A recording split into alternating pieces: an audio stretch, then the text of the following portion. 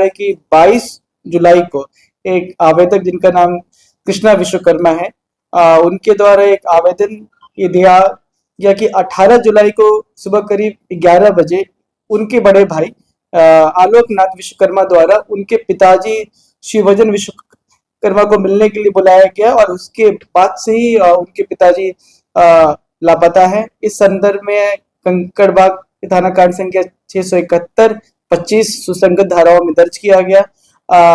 कांड का अनुसंधान किया जा रहा था। इसी बीच रामकृष्ण नगर के थाने में अंतर्गत 19 जुलाई को एक वृद्ध व्यक्ति का शव बरामद हुआ, और उसके बाद उसकी उस संदर्भ में विधि सम्मत अग्रतर कार्रवाई की गई और एक यूडी केस भी रजिस्टर किया गया।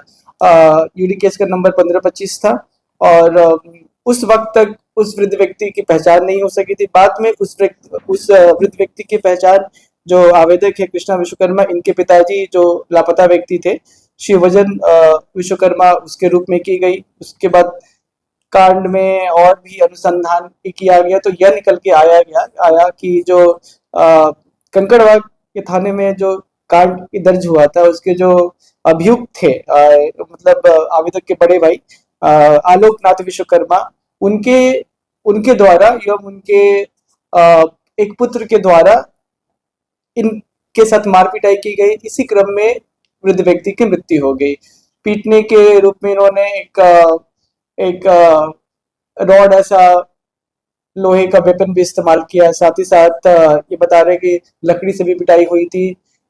इसी क्रम में उनकी मृत्यु हो गई। मृत्यु होने के बाद परिवार ने रात होने का समय वेट किया, और रात में लगभग 2-2:30 बजे बाइक से जाकर इस शरीर को डंप कर दिया।